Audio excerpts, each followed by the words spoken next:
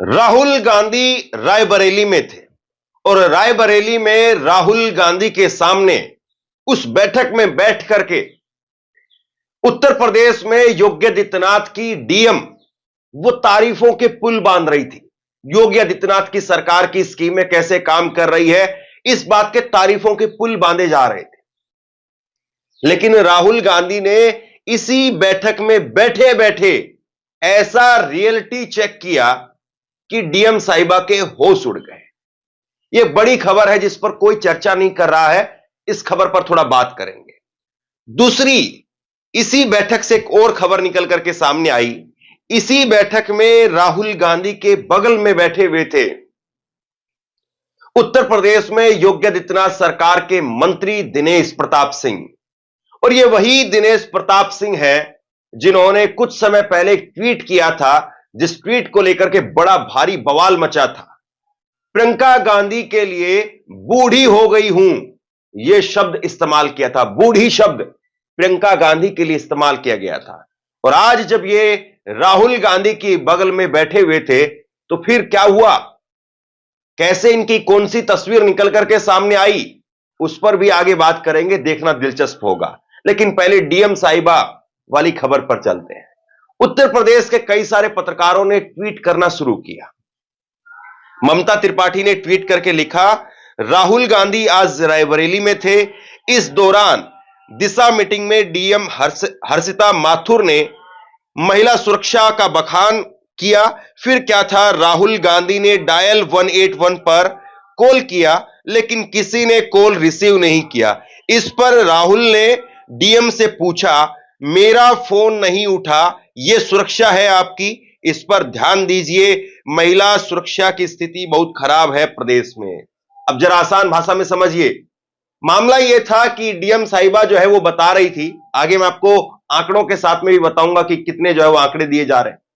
मामला यह है कि उत्तर प्रदेश में डीएम साहिबा वो बता रही थी कि उत्तर प्रदेश में महिला सुरक्षा को लेकर के बहुत कड़े इंतजाम किए गए हैं और 181 पर आप अगर फोन करते हैं तो तुरंत आपके लिए पुलिस परामर्श से लेकर के और अधिक जो भी अपराधी होगा या आरोपी होगा उसको सजा दिलवाने तक के लिए आपकी मदद करती है। राहुल गांधी ने अपना फोन उठाया, फोन उठा करके 181 डायल किया। 181 डायल किया, घंटी गई, घंटी पूरी चली गई, फोन उठा ही नहीं। राहुल गांधी ने आखिरी में फिर फोन कट कर दिया। राहुल ने कहा कि मैं यहां पर बैठ करके आपके सामने इस भरी मीटिंग में मैं फोन कर रहा हूं, मेरा फोन नहीं उठाया, आप यहां पर हैं और आपने जब ये बात मुझे बतानी है, ये बिंदु यहां पर पहले से तय होते हैं। इस बैठक में कोई अधिकारी बैठता है तो पहले से वो तय करके बैठता है कि मुझे किस किस बिंदु पर अपनी बात रखनी है, किस किस बिंदु पर जो है वो मुझे कहना है। और नेता भले ही तैयारी करके ना आए या ना आए, लेकिन अधिकारी फिर भी कमोबेश कुछ न कुछ तैयारी जरूर करते हैं। लेकिन उसके बावजूद फोन नहीं उठना, जाहिर सी बात है जब डीएम साहिबा वहां पर लेकर के गई है 181 के, तो उन्होंने हो सकता है कि ऑफिस में कॉल सेंटर में निर्देश भी दिए होंगे कि फोन आएगा तो फोन उठा लेना, या उनको हो सकता है कि इस बात का इल्म ही ना हो कि राहुल गांधी ऐसे फोन भी कर सकते हैं। उनको लगा कि शायद मैं कहूंगी और हां में हां मिलाकर के बातें निकल जाएंगी, लेकिन मामला फंस गया। और इसके बाद में धड़ल्ले से ट्वीट किए जाने लगे। इसी तरह से पत्रकार अनिल जो है वो भी ट्वीट कर रहे हैं, वो भी ट्वीट करके इसी बात को लिख रहे हैं कि राहुल गांधी ने मुस्कुराते हुए डीएम रायबरेली से कहा कि मेरा फोन नहीं उठ रहा है, ये कैसी सुरक्षा है आपकी। तो ये कुछ चीजें निकल करके सामने आई। मैं आपको बताता हूं ये वाकया था कैसे। राहुल गांधी अपने संसदीय क्षेत्र रायबरेली के दौरे पर थे। इस दौरान एक मीटिंग में महिला सुरक्षा को लेकर के डीएम हर्षिता माथुर जमकर तारीफ कर रही थी। तभी राहुल गांधी ने अपना फोन निकाला और डायल कर दिया 181। फिर क्या था, पूरी रिंग जाने के बाद भी राहुल गांधी का फोन नहीं उठा तो राहुल गांधी ने डीएम हर्षिता माथुर से कहा, मेरा ही फोन नहीं उठा है तो सुरक्षा कैसी है आपकी। अब दरअसल ये आंकड़े देखिए आप, आंकड़े पेश किए गए थे डीएम की तरफ से। राहुल गांधी इस बैठक में शामिल हुए, विकास परियोजनाओं के बंडल खोले गए, एजेंडा नंबर 7 के तहत महिला संरक्षण सुरक्षा योजना का बिंदु भी उठा। इस पर डीएम हर्षिता माथुर ने तमाम योजनाओं, हेल्पलाइन नंबर, महिला संरक्षण पर बोलना शुरू किया। उन्होंने बताया कि डायल 181 कॉल सेंटर के तहत 1 अप्रैल 2022 से 30 सितंबर 2024 तक यानी करीब 2 साल के बीच में 74 मामले आए हैं, जिनका निस्तारण कर दिया गया। सीधे सेंटर पर इसी अवधि के दौरान यानी 2 साल में 1506 मामले आए और सभी का निस्तारण कर दिया गया। वैसे तो खैर एक जिले के लिए, लोकसभा सीट के लिए, रायबरेली के लिए 2 साल में सिर्फ 74 बार ही कॉल गई होगी, ये अपने आप में जो है वो थोड़ा सा आंकड़े विश्वास से परे के हैं। लेकिन ये बात हुई थी, उसके बाद राहुल ने कहा कि चलिए हम चेक कर लेते हैं, और जो हुआ फिर वो आपके सामने है। ये दरअसल जो है राहुल गांधी का दौरा, रायबरेली का दौरा, वो अपने आप में बीजेपी के लिए, वहां के अधिकारियों के लिए, वहां की सरकार के लिए बड़ा सरप्राइजिंग था। अब मैं जरा उस खबर पर आता हूं, उस खबर पर बात करते हैं जहां पर योगी आदित्यनाथ के पूर्व मंत्री, अभी वर्तमान में मंत्री हैं वो दिनेश प्रताप सिंह, उन्होंने ट्वीट किया। ट्वीट आपकी स्क्रीन पर है। दिनेश प्रताप सिंह ने ट्वीट किया और ट्वीट करके दिनेश प्रताप सिंह ने लिखा था, लड़की लड़ नहीं पाई और भाग गई वहां जहां लड़ना ना पड़े, बूढ़ी जो हो गई है। तो ये प्रियंका गांधी के लिए वायनाड इलेक्शन जब घोषित किया गया, प्रियंका गांधी को वहां पर उम्मीदवार बनाया गया, तब इन्होंने ट्वीट किया था। तब उन्होंने ट्वीट करके कहा था कि लड़की लड़ नहीं पाई और वहां पर भाग गई। मतलब बीजेपी के लिए वायनाड जो है एक ऐसी जगह है जो भारत के संविधान के तहत ना चलती हो। पता नहीं क्या ऐसा जो है वो वायनाड से नफरत है या खुंदक है, क्या है पता नहीं। तो बीजेपी कह रही है कि लड़की है, लड़ नहीं सकती है और वहां पर भाग गई जहां पर लड़ना ही ना पड़े क्योंकि बूढ़ी हो गई है। कायदे से देखा जाए ना तो मतलब ये बड़ा छिछोरा सा लगता है। आप किसी महिला के लिए ऐसे शब्दों का इस्तेमाल करें, बड़ा छिछोरा लगता है। और वो भी उस महिला के लिए आप इस्तेमाल कर रहे हैं जो महिला अपने परिवार में अगर चाहती, इतना रसूख प्रियंका गांधी का हर हाल में हमेशा रहा कि वो जिस दिन भी विधायक की उम्र का जो योग्यता है वो पूरा करती, वो विधायक बन सकती थी। वो सांसद की उम्र का क्राइटेरिया पार करते ही सांसद बन सकती थी। लेकिन अपने आप को 35 साल तक राजनीति में केवल और केवल प्रचार के लिए रखा, कभी चुनाव में नहीं उतरी। और अब पहली बार वायनाड में ऐसी स्थिति बनी कि उनको चुनाव में उतरना पड़ा। लेकिन जो प्रियंका गांधी को बूढ़ी बता रहे थे, योगी आदित्यनाथ के जो मंत्री साहब प्रियंका गांधी को बूढ़ी बता रहे थे, उनकी जरा यह तस्वीर देखिए आप। यहां पर राहुल गांधी शिलान्यास कर रहे हैं अलग अलग सड़कों का, अलग अलग जो है वो परियोजनाओं का। उनके नाम की पत्थर की प्लेटें यहां पर लगी हुई है और इनके बगल में जो झुकी हुई कमर के साथ में आदमी खड़ा है, इन्हीं का नाम माननीय मंत्री साहब दिनेश प्रताप सिंह है। ये जो झुकी हुई कमर है, ये झुकी हुई कमर 57 साल के दिनेश प्रताप सिंह की है। उम्र सुनिए आपने, 57 साल। जबकि प्रियंका गांधी वो महज 52 साल की है, अभी इनसे 5 साल छोटी हैं। अपने से 5 साल छोटी अपनी बहन समझिए उनको, उनके लिए आप बूढ़ी शब्द का इस्तेमाल करेंगे। और आप बड़े जो है वो अभी पालने में खेल रहे हैं, आपके तो अभी दूध के दांत ही नहीं टूटे हैं।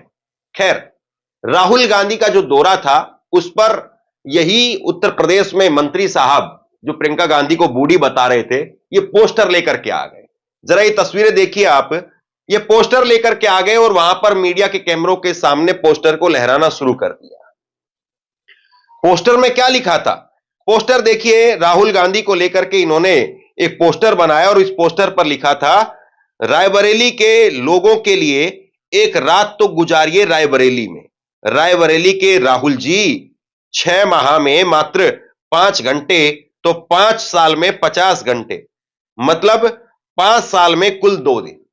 मतलब इन्होंने जो है एक आंकड़ा दिया कि राहुल गांधी जो है वो केवल जो है अभी तक 6 महीने का जो समय हुआ है चुनाव से लेकर के और आज तक, उस 6 महीने के समय में केवल और केवल 5 घंटे के लिए रायबरेली में रुके हैं। और इस हिसाब से देखा जाए तो 5 साल में 50 घंटे के लिए रुकेंगे, यानी 2 दिन के लिए रुकेंगे।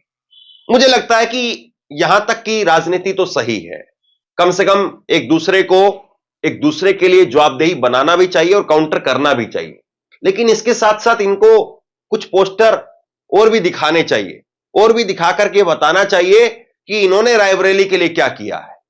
रायबरेली में सड़कें टूटी हुई हैं, और ये मैं नहीं कह रहा हूं, ये मंत्री है वहां से, और रायबरेली में सड़कें टूटी हुई है। राहुल गांधी को वोटिंग वाले दिन अपना पूरा प्रोग्राम छोड़ करके एक गांव में जाना पड़ा, क्योंकि वहां के गांवों के लोगों ने बहिष्कार कर दिया था। उन्होंने कहा कि हमसे हर बार वादा किया जाता है, सड़क नहीं बनती है। राहुल ने कहा कि मैं आपकी सड़क बनवा करके दूंगा। तब वहां पर वोटिंग की शुरुआत हुई। इनकी एक सांसद है अदिति सिंह, वो कांग्रेस में थी पहले, फिर भाजपा में चली गई। ये भी पहले कांग्रेस में थे, फिर भाजपा में चले गए। तो ये पोस्टर जो लगा रहे हैं, अच्छी बात है, पोस्टर लगाना चाहिए और पूछना चाहिए, इसमें कोई जो है वो बुरी बात नहीं है। लेकिन जरा मोदी साहब की भी पोस्टर लगवा दीजिए कि उन्होंने बीते 11 साल में कितनी प्रेस कॉन्फ्रेंस की है, कितने लोगों को रोजगार दिया है, स्पेसिफिक आंकड़ों के साथ में। वो माचिस की डिब्बी, सड़क बनाना, पकोड़े बनाना, वो नहीं लिखना है, नौकरी के आंकड़े लिखने हैं। और ये भी जरा पोस्टर लिख करके बता दीजिए कि कितनी नौकरियां खाली हैं। खैर, राहुल गांधी जब पहुंचे रायबरेली में, तो ये तस्वीरें आप देखिए, राहुल गांधी को गार्ड ऑफ ऑनर दिया गया। राहुल गांधी को गार्ड ऑफ ऑनर दिया गया, और सम्मान के साथ में राहुल गांधी जो है वो यहां पर नजर आए। और उसके बाद में राहुल गांधी ने योजनाओं के लिए अधिकारियों के साथ में बैठक की। दरअसल राहुल गांधी अब ऐसा लग रहा है कि पूरी तरीके से अपने आप को एक नए तेवर के साथ में, नए क्लेवर के साथ में वहां पर लेकर के जा रहे हैं।